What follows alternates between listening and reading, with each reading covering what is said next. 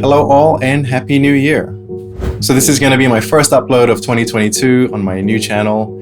It's been kind of crazy the beginning of this year. It's been hard to find time to try and record new videos. But that being said, I actually do have some more content in the works. I'm going to be recording soon on the ground in Pongal. So if you're interested to see that, please subscribe so you'll be notified when I do eventually upload that stuff.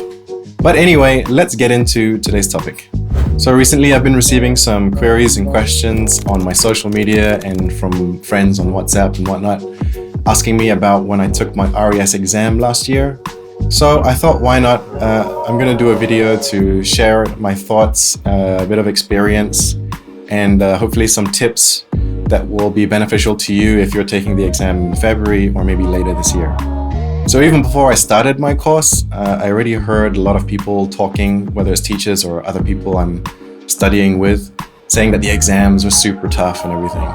And that even if you hit the passing mark on the exam, you could still fail if you fall below the bell curve. I personally tried searching online to try and find anything I could about this bell curve, but I never was able to find any official statement from CEA or otherwise confirming that there was actually a bell curve. But I did come across a website that had some statistics on past results.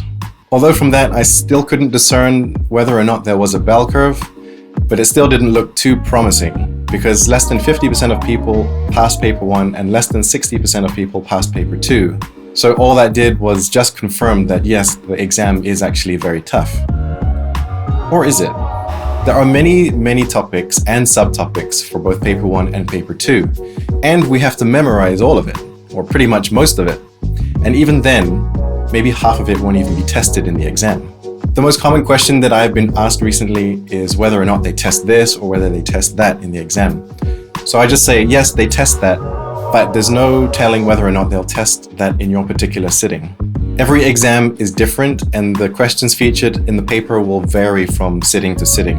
So just take it upon yourself now to learn everything that you can, not just to pass the exam, but later on when you pass the exam, get your license, then you'll be a more knowledgeable agent and you can provide a better service to your future clients.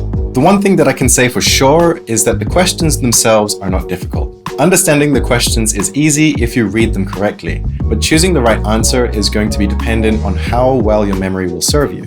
Now, I just want to briefly share some quick tips with you guys that will hopefully increase your chances of passing the exam. In the time you have between the course and the exam, obviously you're going to want to revise all your course material and go through all your notes again, but try not to just blindly read and try and understand things logically behind every topic, every chapter. Once you've done all your revision, you're going to want to do some mock exams to test yourself.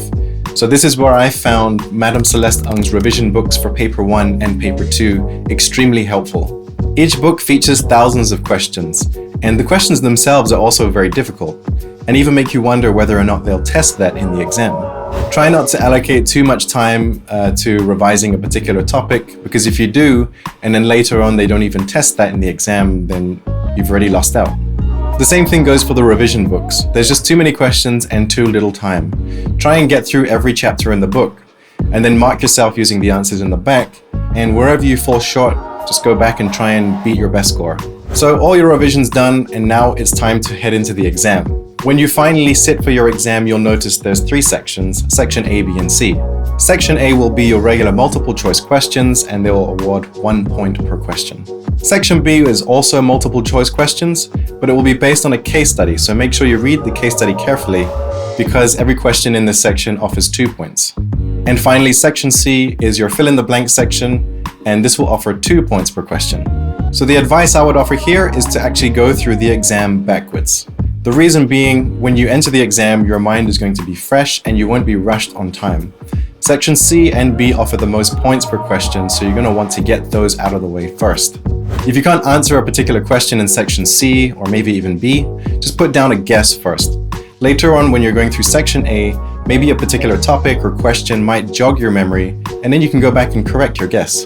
Very importantly, keep your eye on the time and try not to spend too much time on one particular question. If you get stuck, just come back to it later when you're checking through your answers. And lastly, I did notice that some people were able to finish the exam and had lots of time left over, but then they just decided to leave.